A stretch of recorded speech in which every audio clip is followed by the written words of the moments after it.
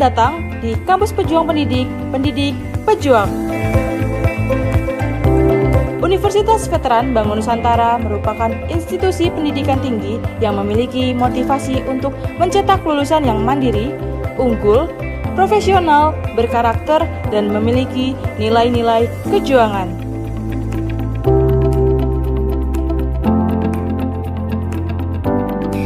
Saya Rektor Universitas Veteran Bangun Nusantara, Profesor Dr. Farida Nugrahani Magister Humaniora.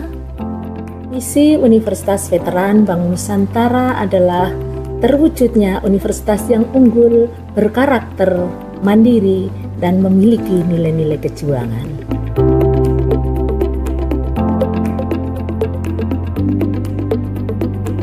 Univet bisa, Univet jaya, Univet unggul luar biasa.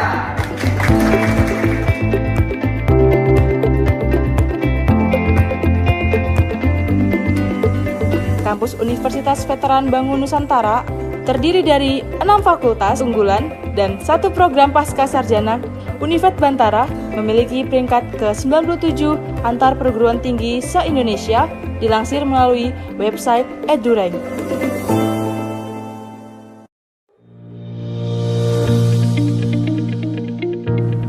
Menyelenggarakan pendidikan yang berbasis pada nilai kejuangan, Univet Bantara didukung dengan kegiatan perkuliahan yang terkelola secara profesional dan difasilitasi dengan sarana dan prasarana yang representatif guna mendukung proses pembelajaran mahasiswa.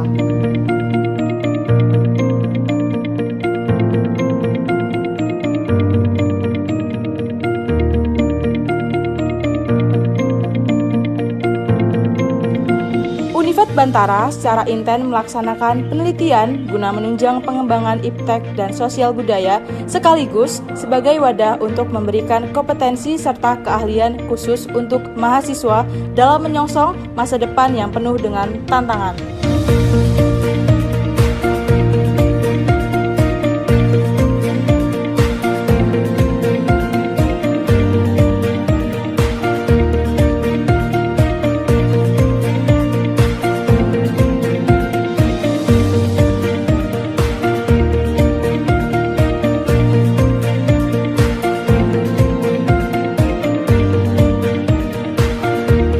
Pengabdian kepada masyarakat merupakan bagian yang secara intensif dan aktif dilaksanakan Univet Bantara dengan melibatkan dosen serta mahasiswa sebagai wadah untuk membentuk karakter serta sebagai bentuk kepedulian sosial dan menjadikan generasi Bantara.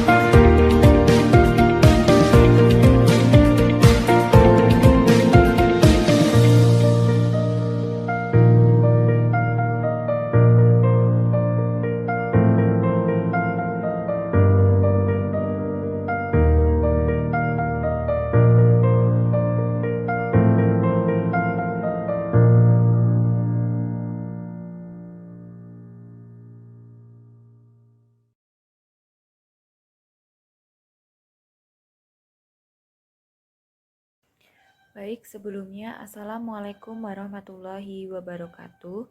Perkenalkan, nama saya Sagita Rima Pramesti. Di sini saya akan melakukan presentasi mengenai seminar pendidikan profesi guru dengan dosen pembimbing Dr. Veronica Unun Pratiwi MPD, dan saya beralma mater atau kuliah di Universitas Veteran Bangun Nusantara Sukoharjo. Baik, sebelum itu izinkan saya menyampaikan biodata mahasiswa pribadi saya. Perkenalkan, nama saya Sagita Rima Pramesti, tempat tanggal lahir Boyolali 15 Agustus 2001, NIM 2322520051.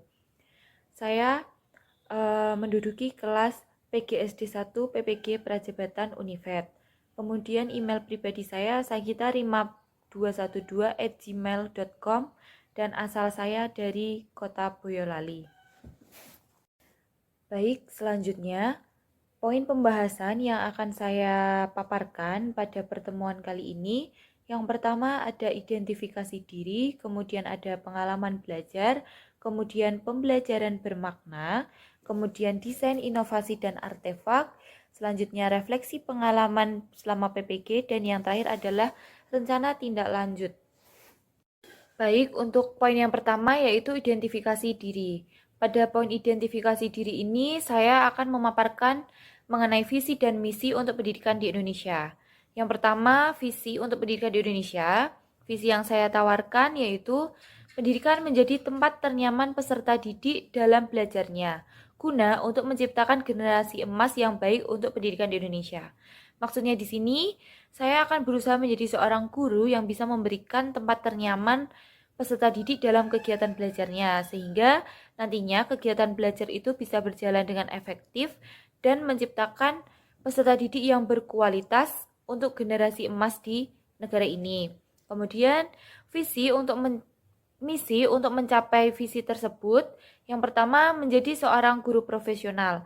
Maksudnya di sini saya berusaha menjadi seorang guru yang inspiratif, yaitu guru yang memiliki karakter dan tutur kata yang baik sehingga nantinya bisa dicontoh atau jadi teladan murid saat berperilaku. Kemudian saya juga berusaha untuk bisa menjadi pendidik yang berpihak kepada peserta didik agar mereka itu merasa adil dan tidak dibeda-bedakan oleh gurunya. Kemudian misi yang kedua berusaha mengintegrasikan teknologi dalam kegiatan pembelajarannya. Maksudnya di sini saya berusaha untuk memasukkan teknologi-teknologi ke dalam pembelajaran di kelas. Teknologi ini saya masukkan dengan tujuan untuk menambah wawasan dalam kegiatan pembelajaran, sehingga materi yang diajarkan itu tidak hanya bersumber dari buku, melainkan juga dari teknologi atau internet yang ada. Kemudian poin selanjutnya yaitu menciptakan pembelajaran yang inklusif dan kolaboratif. Maksudnya di sini saya berusaha untuk bisa menjadi pendidik yang bisa kerjasama baik dengan peserta didik dan menjadikan peserta didik itu seperti teman.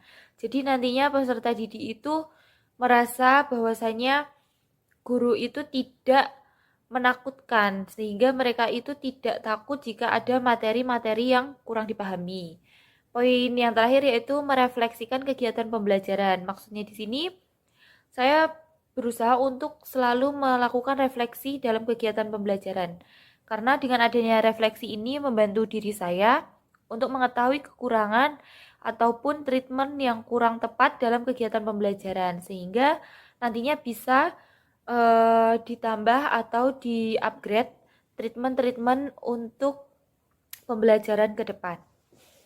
Baik, untuk poin selanjutnya yaitu pengalaman belajar. Pengalaman belajar yang saya dapatkan selama PPG 2 semester ini, untuk semester pertama saya mendapatkan pengalaman belajar pada mata kuliah Filosofi Pendidikan Indonesia, Pembelajaran Berdiferensiasi, Prinsip Pengajaran dan Asesmen 1, Pemahaman tentang peserta didik dan pembelajarannya, kemudian perspektif sosiokultural dalam pendidikan Indonesia, dan yang terakhir adalah PPL 1. Kemudian pengalaman belajar yang saya dapatkan pada semester 2 ini, yang pertama pembelajaran sosial emosional, kemudian Computational Thinking, Prinsip Pengajaran dan Asesmen 2, PPL 2, Proyek Kepemimpinan, Seminar Pendidikan, dan yang terakhir PPKS atau Pencegahan Perilaku Kekerasan Seksual. Baik, untuk poin selanjutnya yaitu mengenai pembelajaran bermakna. Pada poin ini saya mengangkat pembelajaran berdiferensiasi semester 1 pada topik 3. Pada pembelajaran berdiferensiasi topik 3 ini, pengetahuan yang saya dapat yaitu mengenai pembelajaran diferensiasi. Yang pertama, makna dari pembelajaran diferensiasi itu sendiri. Pembelajaran diferensiasi itu sendiri merupakan pembelajaran yang lebih memberikan kebebasan atau keleluasaan peserta didik untuk meningkatkan potensi yang ada dalam dirinya, sesuai dengan kesiapan belajar, minat, dan gaya belajarnya.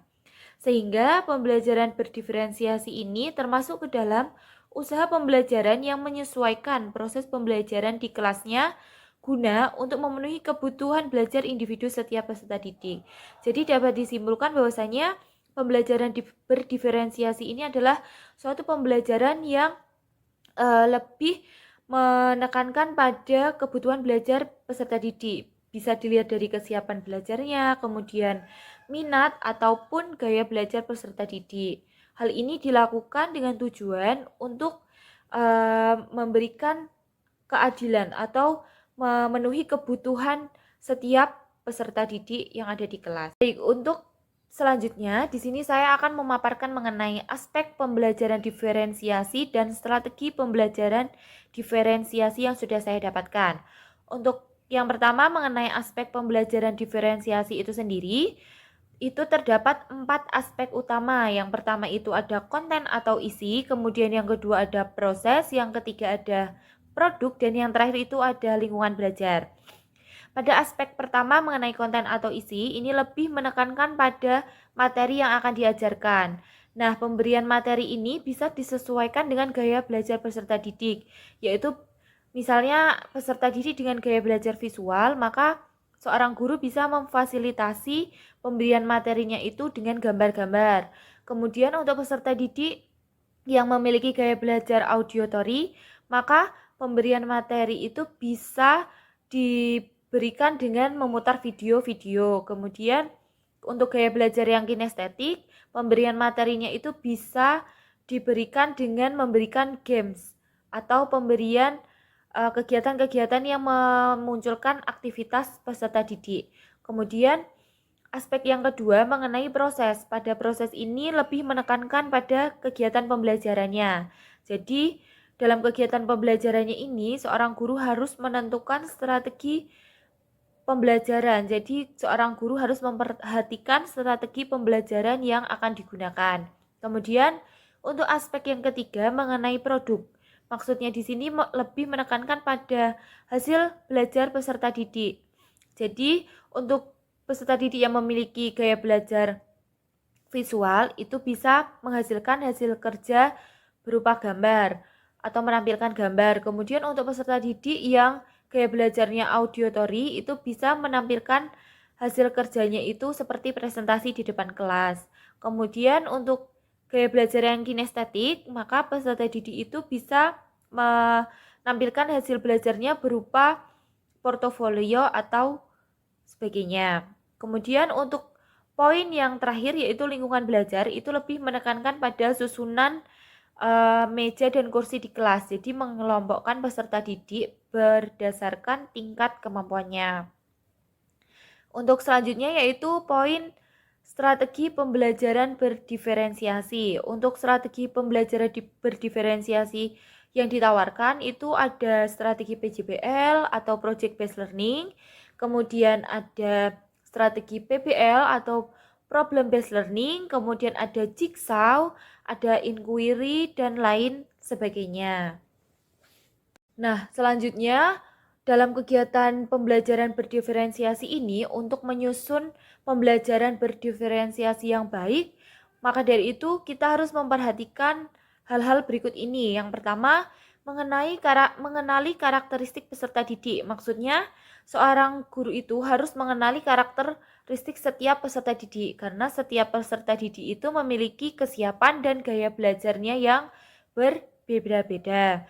Kemudian yang kedua itu merancang rencana pembelajaran. Maksudnya di sini seorang guru harus menyusun rancangan pembelajaran dengan tahapan listen study, yaitu dengan plan, do, dan see. Jadi ada rencana rancangan pembelajaran untuk merencanakan tujuan ataupun strategi, metode, dan model pembelajaran yang akan diberikan. Kemudian untuk do-nya itu adalah pelaksanaan kegiatan pembelajarannya, dan yang terakhir C itu untuk kegiatan mengevaluasi pembelajaran yang sudah dilakukan.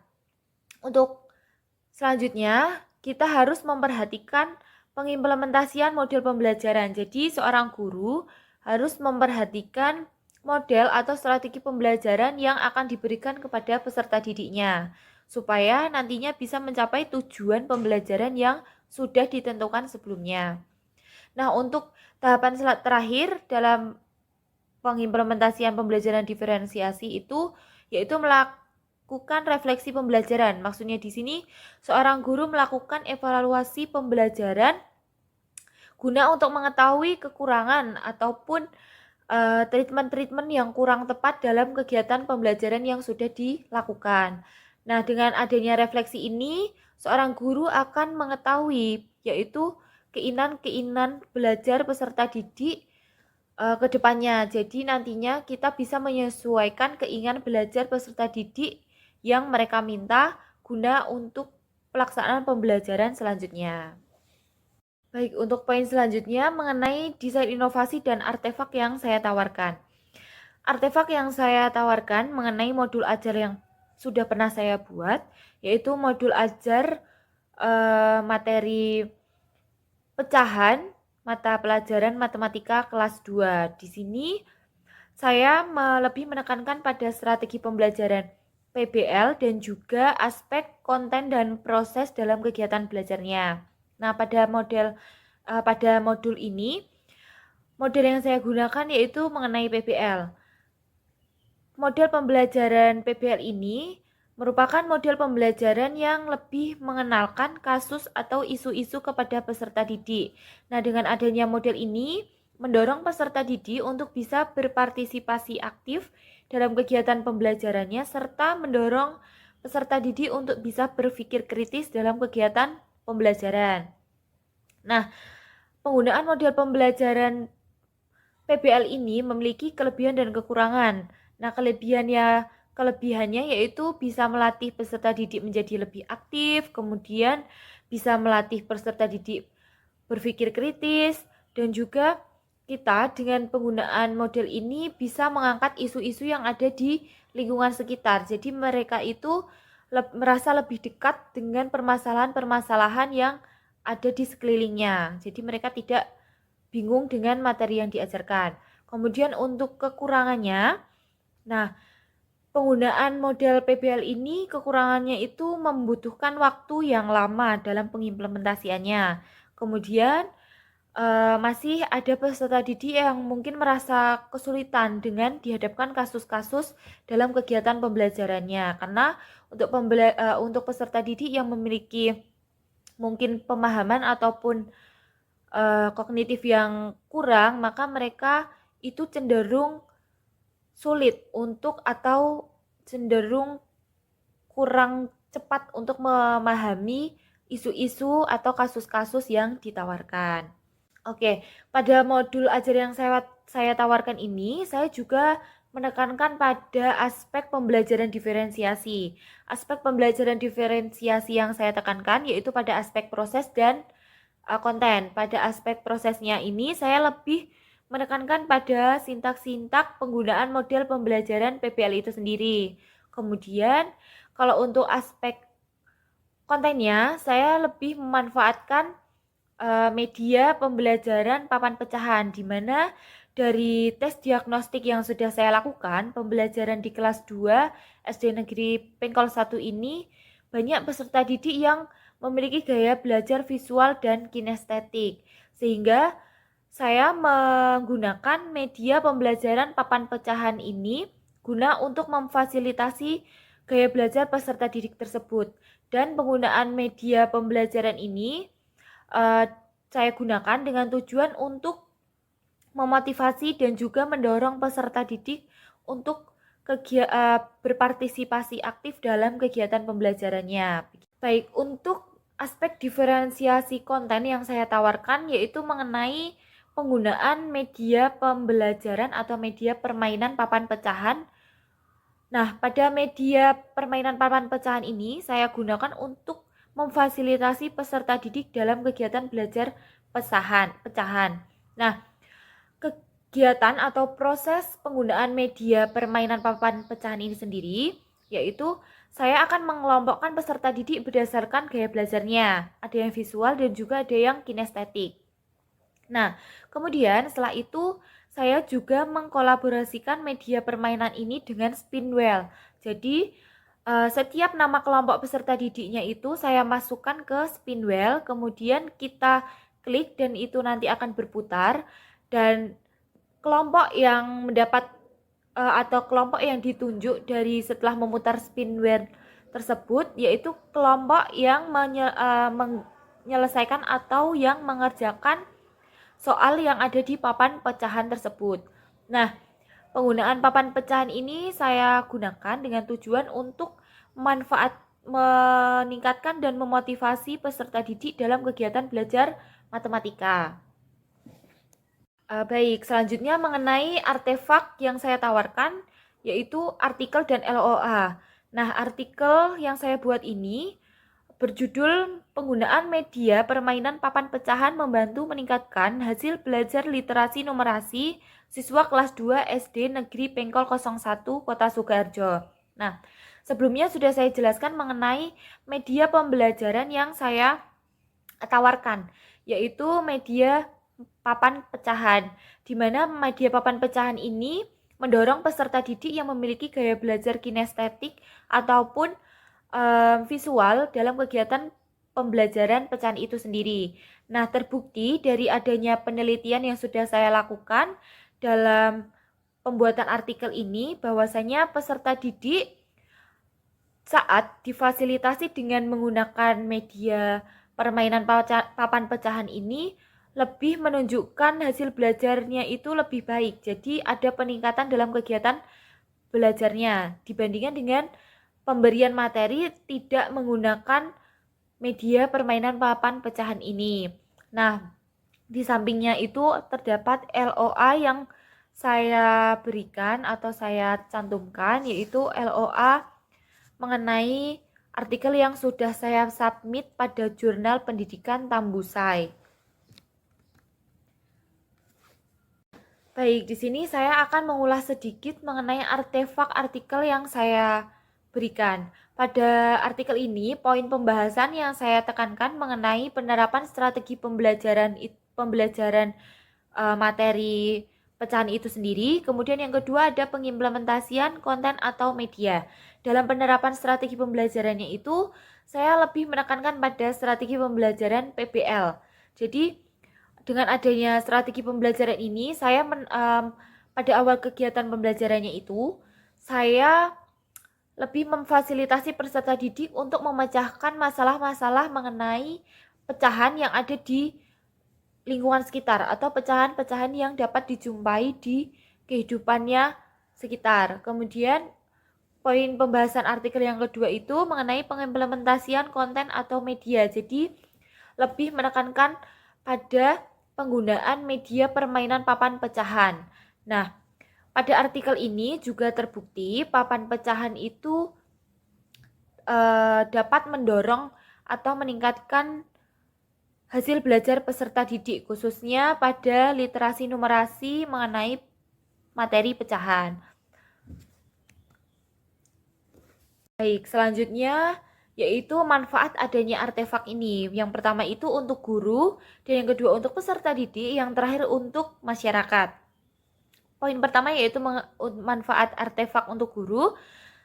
Manfaatnya, dengan adanya artefak-artefak yang sudah saya tawarkan ini dapat dijadikan sebagai refleksi dalam kegiatan pembelajarannya. Jadi bisa dijadikan refleksi untuk meningkatkan kegiatan atau kualitas pembelajarannya di kelas. Kemudian manfaat untuk peserta didiknya berdasarkan artefak yang sudah saya tawarkan yaitu dapat memberikan kegiatan pembelajaran yang bermakna dan menarik pada diri peserta didik, sehingga mereka itu merasa dihargai dan mereka merasa dibimbing dengan baik karena pembelajarannya itu disesuaikan dengan kebutuhan mereka. Kemudian manfaat yang ketiga untuk masyarakat yaitu dapat dijadikan sebagai sarana penelitian yang luas serta sebagai sarana untuk sharing guna mendapatkan pengetahuan dari artikel yang sudah saya tawarkan. Jadi dengan adanya artikel ini bisa dijadikan sebagai acuan atau pedoman ataupun jadikan sebagai terobosan untuk peningkatan kegiatan pembelajaran dengan memanfaatkan media papan pecahan tersebut. Baik, pada poin selanjutnya mengenai refleksi pengalaman selama PPG. Refleksi pengalaman yang saya dapatkan selama PPG ini, saya bagi menjadi 2 poin, yaitu pengalaman individu dan pengalaman kolaboratif. Pada pengalaman individu itu sendiri, hal yang saya dapatkan yaitu dapat meningkatkan kualitas dan kemampuan diri saya untuk bisa menjadi seorang guru yang inovatif dan berpihak pada diri peserta didik, di mana kegiatan pembelajarannya harus disesuaikan dengan kebutuhan, minat, dan gaya belajar mereka. Jadi dengan adanya PPG ini mengajarkan diri saya untuk bisa lebih inovatif dalam kegiatan pembelajaran, yaitu bisa dengan berpihak kepada peserta didik dengan memperhatikan kebutuhan, minat, dan gaya belajar mereka. Serta saya juga harus menjadi seorang guru yang inovatif dengan memanfaatkan teknologi dalam kegiatan pembelajarannya guna untuk memberikan materi yang lebih luas lagi kepada peserta didik. Kemudian untuk pengalaman yang kedua mengenai pengalaman kolaboratif, pengalaman yang saya dapatkan yaitu selama PPG ini kami ditekankan untuk bisa bekerja sama dan kolaborasi dengan teman lainnya.